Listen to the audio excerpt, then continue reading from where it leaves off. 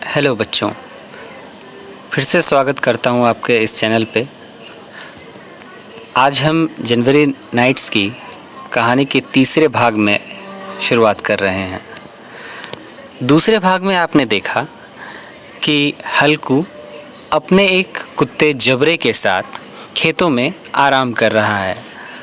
ठंड के कारण उन दोनों में से किसी को भी नींद नहीं आ रही, जिस कारण हल्कू चीलम पीता है और जबरे से बात करते हुए उसे कहता है कि कल से वह खेतों में न आए। परंतु अंत में आपने देखा कि जैसे ही जबरा को किसी जंगली जानवर की आवाज़ आती है, उसके अंदर स्वामी भक्ति जाग जाती है और वह अपने कार्य के प्रति सजग होते हुए उन जानवरों के पीछे भौंकने लगता है। अब शुरू करते हैं कहानी का तीसरा भाग। अनदर आवर पास्ट, 30 और घंटे बीत गए। The night fanned up the cold with the wind, रात और हवा चलने की वजह से ठंडी हो गई। Halku set up and bringing both knees tight against his chest hid his face between them, but the cold was just as biting. हल्कू अपने घुटनों को कस कर पकड़ लेता है और अपने सीने को उसमें छुपाते हुए दुबकते हुए अपने चेहरों को घुटनों के बीच ले आता है और ऐसा लग रहा है जैसे ठंड उसे काटने को दौड़ रही है। It seemed as though all his blood had frozen. ऐसा लग रहा है जैसे उसके सारा रक्त जम चुका है। That ice rather than blood filled his vein.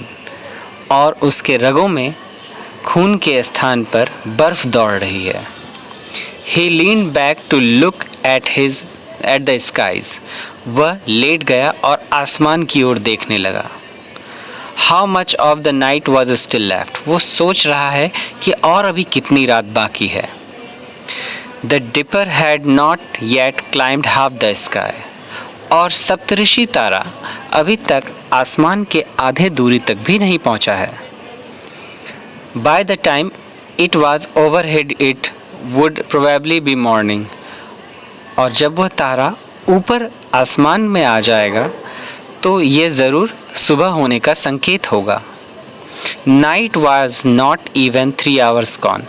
और अभी तो रात्रि के 3 घंटे भी नहीं बीते हैं।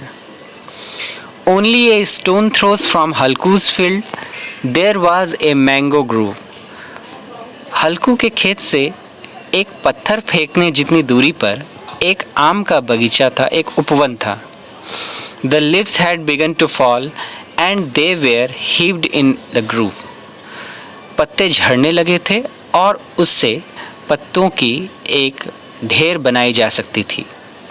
हल्कू thought, if I would go and get a pile of leaves, I can make a fire of them and keep warm. हल्कू ने सोचा कि अगर मैं जाऊं और पत्तों के एक ढेर को जमा कर लूं तो मैं उसे जलाकर आग जला सकता हूं और खुद को गर्म रख सकता हूं। If anybody sees me gathering the leaves in the dead of night, they will think it's a ghost. अगर कोई मुझे रात में पत्ते जमा करते देखेगा तो वो सोचेगा कोई भूत है। Of course, there's a chance some animal hidden in my field waiting, but I can't stand sitting here any longer. ये भी हो सकता है कि मेरे खेतों में कोई जानवर घात लगाए बैठा हो मेरे शिकार के लिए, पर मैं यहाँ ज़्यादा इंतज़ार नहीं कर सकता, मुझे जाना होगा। He ripped up some stalks from the nearby field, made a broom out of them and picked up a lighted cow dung cake, went toward the grove. उसने कुछ तिनके जमा किए और उससे एक झाड़ू बना ली और एक जलता हुआ गोईठा जलाकर वह जो है उसी आम के उपवन की ओर चल पड़ा। जबरा watched him coming and ran to him wagging his tail. जबरा ने उसे आते हुए देखा और उसने पूंछ हिलाते हुए उसका भी अनुसरण किया, वो उसके पीछे पीछे जाने लगा। हल्कू said, I couldn't stand it anymore, जबरा। हल्कू ने कहा कि मैं अब इसे और बर्दाश्त नहीं कर सकता जबरा। Come along, let's go into the orchard and gather leaves to warm up with. चलो इस बगीचे में चलते हैं और कुछ पत्ते जमा करते हैं जिससे हमें गर्मी मिल सके। When we are toasted, we will come back and sleep. जब हम गर्म हो जाएंगे, जब हम सेंक लेंगे तो हम वापस आकर सो जाएंगे। The nights is still far from over. और रात अभी बहुत बाकी है। जबरा barked his agreement and trotted toward the orchard. जबरा भौंक कर उसकी बात में सहमति जताता और उसकी तरफ चल पड़ता है। Under the tree it was pitch dark and in the darkness the bitter wind blow. पेड़ के नीचे बहुत ज़्यादा घना अंधेरा है और वहाँ पर ठंडी हवाएं बह रही हैं। Buffing the leaves, the drop of dew dripped from the branches. और वहाँ पर पत्तों से जो है ओस की बूंदें टपक रही हैं जो उसे और ठंडा कर रही हैं। Suddenly a gust carried the scent of henna blossom to him. और अचानक से एक हवा का झोंका मेहंदी की खुशबू लेते हुए वहाँ पहुँचा। Where is that smell coming from, जबरा?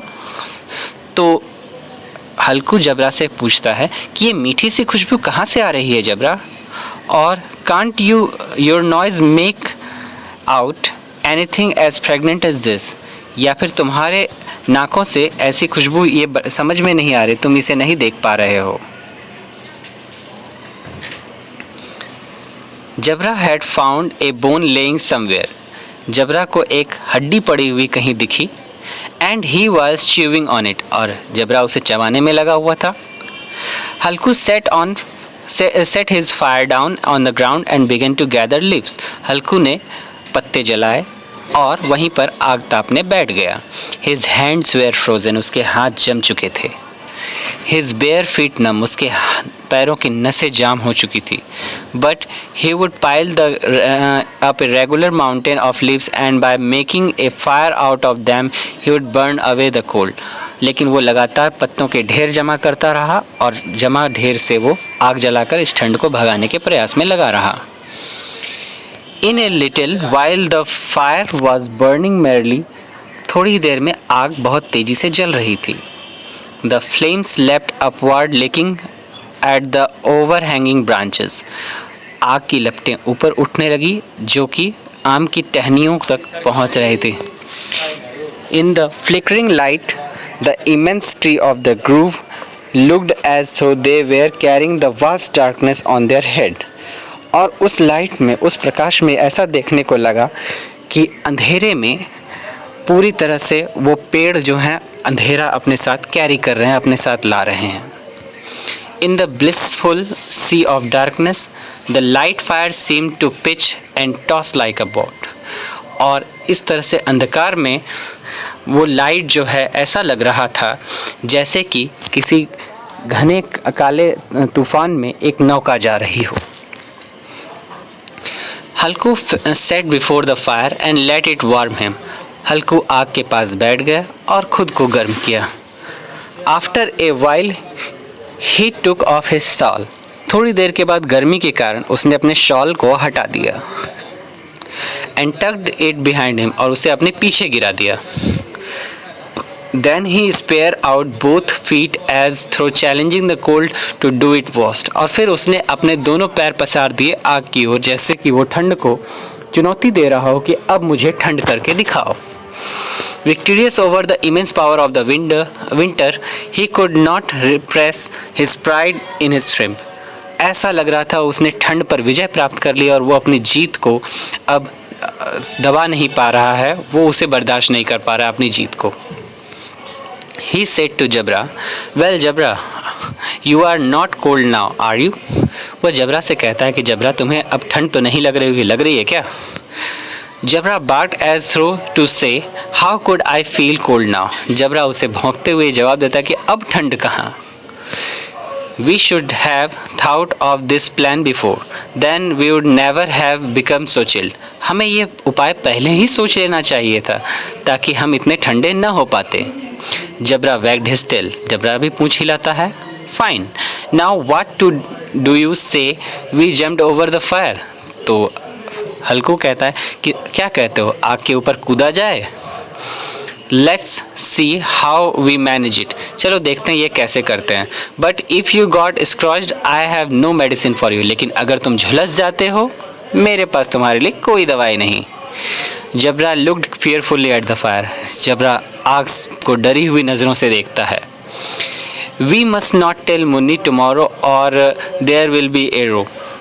और हम मुन्नी को इस विषय में नहीं बताएंगे कि हमने ऐसा कुछ किया।